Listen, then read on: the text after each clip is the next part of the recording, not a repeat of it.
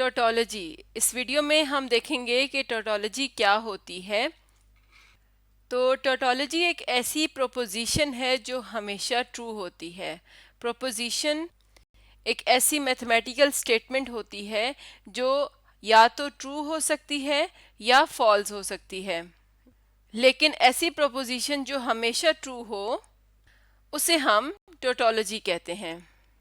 तो जैसा कि हम जानते हैं कि हम प्रोपोजिशंस को चेक करने के लिए ट्रुथ टेबल्स का इस्तेमाल करते हैं। तो यहाँ पर हम एक ट्रुथ टेबल को देखेंगे। ट्रुथ टेबल में हम किसी भी स्टेटमेंट की ट्रू या फॉल्स वैल्यूज़ को चेक भी कर सकते हैं और उन्हें कंपेयर भी कर सकते हैं। तो यहाँ पर ये हमने एक प्रोपोजिशन ली है, इसे हम चेक करते हैं कि क्या ये एक टोटोलॉजी है या नहीं। इस प्रोपोजिशन को हम किस तरह से पढ़ेंगे? ये वाला जो साइन होता है इसका मतलब होता है और, यानी कि या के लिए ये वाला सिंबल यूज करते हैं। और ये वाला जो साइन है इसे हम कहते हैं नेगेशन, यानी किसी चीज़ को टोटल ऑपोजिट कर देने को नेगेशन कहते हैं। अगर ट्रू है और वो फॉल्स हो जाएगा और अगर वो फॉल्स है तो वो ट्रू हो जाएगा अगर हम उस पर नेगेशन अप्लाई करेंगे। तो अब ये हमारे पास एक प्रोपोजिशन है, इसमें एक ही वेरिएबल है और उसी की नेगेशन है। तो हम यहाँ पर एक टेबल के अंदर इसकी वैल्यूज़ लिखते हैं। पहले हमने लेना है p। अब हमने ये जो प्रोपोजिशन के अंदर हमें वैल्यूज़ नज़र आ रही हैं इसके मुताबिक टेबल बनाना है। यहाँ पर एक हमें p चाहिए, उसके बाद उसी की नेगेशन चाहिए, नेगेशन ऑफ p। और उसके बाद हमें जो इनकी कंपाउंड स्टेटमेंट है या इकट्ठी स्टेटमेंट है p और नेगेशन ऑफ p, ये हम साथ लिखेंगे। अब p के लिए हमने वैल्यूज़ लेनी है। तो हम जानते हैं कि जब हमारे पास एक ही वेरिएबल हो या एक ही स्टेटमेंट हो तो उसके लिए हम दो ही कंडीशंस लेते हैं, या तो ट्रू लेते हैं या उसके लिए फॉल्स लेते हैं। तो जैसे कि हमने बात की थी कि नेगेशन के केस में जो चीज़ ट्रू होगी उसे हम फॉल्स लिख देंगे, यानी p अगर ट्रू था तो नेगेशन ऑफ p फॉल्स होगा, अगर p फॉल्स था तो नेगेशन ऑफ p ट्रू होगा। अब इन दोनों को हम देखते हैं कि इनमें अगर और का रिलेशन आ जाए तो उसका क्या मतलब है। तो और के रिलेशन को हम यहाँ पर थोड़ा सा रिवाइज कर लेते हैं, यानी इसको हम इस सिंबल से शो करेंगे। और अगर हमारे पास यूँ आ जाए ट्रू और फॉल्स, तो हमने ये देखना है कि इन दोनों में से अगर एक चीज़ भी ट्रू है तो ये हमें ट्रू आंसर देगा, और अगर फॉल्स और ट्रू हो जाए तब भी हमने ये देखना है कि इसमें अगर एटलीस्ट एक ट्रू है तो ओवरऑल इसका आंसर ट्रू होगा। तो यहाँ पर देखते हैं कि पहले t यानी कि ट्रू है, फिर फॉल्स है, और का रिलेशन है, तो ये हमें क्या आंसर देगा? ट्रू। अगर दोनों फॉल्स होते तो फिर उस केस में हमारे पास फॉल्स होता, लेकिन यहाँ पर एक ट्रू आ गया है तो हमारा फाइनल आंसर ट्रू होगा। इसी तरह नीचे है फॉल्स एंड ट्रू, तो इसमें भी आंसर होगा ट्रू। तो यहाँ पर हम देखते हैं कि ये जो हमारा लास्ट कॉलम है इसमें क्या नज़र आ रहा है? सारी स्टेटमेंट्स ट्रू हैं। तो ये क्या है? ये एक टोटोलॉजी है, यानी ऐसी स्टेटमेंट जिसके फाइनल तमाम आंसर्स हमारे पास ट्रू आते हैं। इसी तरह से हम एक और प्रोपोजिशन लेते हैं। तो अब हम प्रोपोजिशन ले रहे हैं p and negation of q implies p।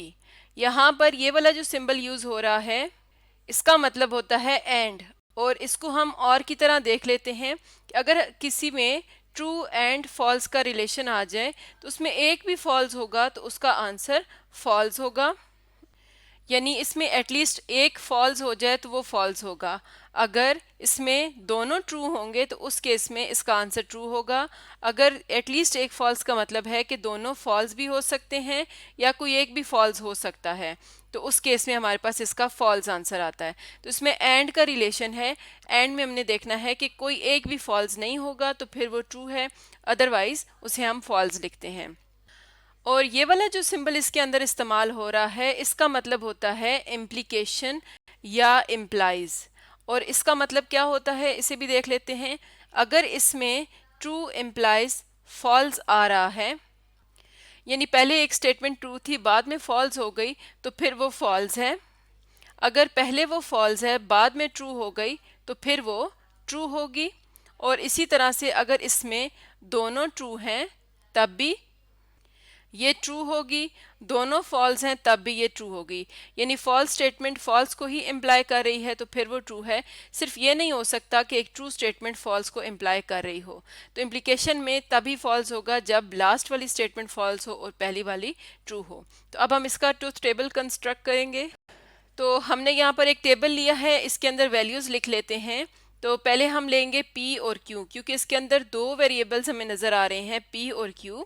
उसके बाद नेगेशन ऑफ Q लेनी है और फिर P और नेगेशन ऑफ Q में हमें एंड का रिलेशन नज़र आ रहा है। तो हम यहाँ पर लिखेंगे P and negation of Q और फिर पूरी कंपाउंड स्टेटमेंट आ जाएगी, P and negation of Q implies P। तो जब भी हमने ट्रुथ टेबल कंस्ट्रक्ट करना है, हमने स्टेटमेंट को देखते हुए उसके हर स्टेप को एक कॉलम में लिखते जाना है। अब हमारे पास जब दो वेरिएबल्स होते हैं तो उसको हम किस तरह से ट्रू फॉल्स लिखते हैं। पहले हमने ये देखना है कि P ट्रू हो सकता है तो Q उसके साथ ट्रू भी हो सकता है, फॉल्स भी हो सकता है। इसका मतलब है हम P के लिए पहले दो स्टेटमेंट्स ट्रू लिखेंगे, अगली दो फॉल्स लिखेंगे। यानी जितनी भी पॉसिबल कंडीशंस हो सकती हैं हम सारी उस टेबल में लिखते हैं। P ट्रू होगा तो Q भी ट्रू हो सकता है, P ट्रू होगा तो Q भी फॉल्स हो सकता है, और फॉल्स के केस में भी इस तरह होता है। तो जब हम इसको फिल करते हैं टेबल को, अगर दो वेरिएबल्स हैं तो दो बार ट्रू ट्रू और फॉल्स फॉल्स, और फिर जो नेक्स्ट है वो ट्रू फॉल्स ट्रू फॉल्स, इस तरह लिखते हैं। इसी तरह से अगर हमारे पास वेरिएबल्स इंक्रीज कर जाएंगे तो हमारी पॉसिबिलिटीज़ भी ज़्यादा आ जाएंगी। अब हमने यहाँ पर निगेशन ऑफ Q लिखना है। निगेशन हमने देखा था कि अगर ट्रू होता है तो वो फॉल्स हो जाएगा, अगर फॉल्स है तो वो ट्रू हो जाएगा, ट्रू है तो फॉल्स लिखेंगे, फॉल्स है तो ट्रू लिखेंगे। हम यहाँ पर ये देख रहे हैं कि ये जो हमारे सामने प्रोपोजिशन लिखी है या जो मैथमेटिकल फॉर्म लिखी है, क्या ये एक टोटोलॉजी है या नहीं।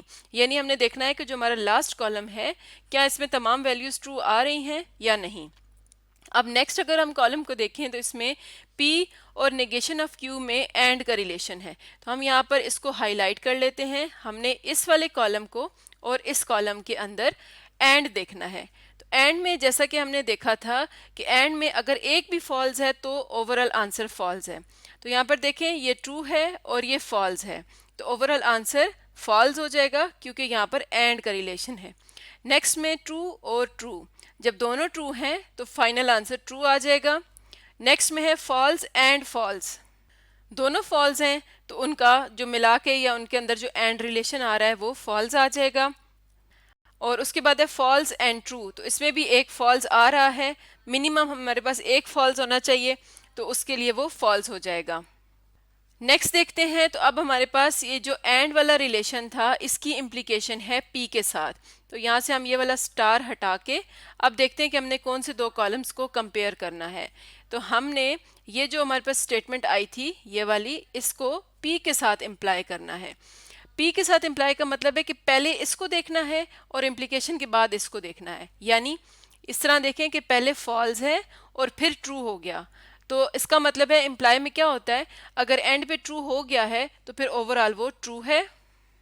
नेक्स्ट देखें तो यहाँ पर पहले ट्रू है और फिर ट्रू है, दोनों स्टेटमेंट्स ट्रू हैं, तो हमने यहाँ पर ट्रू लिखना है। जो चीज़ पहले लिखी है उससे पहले रीड करना है।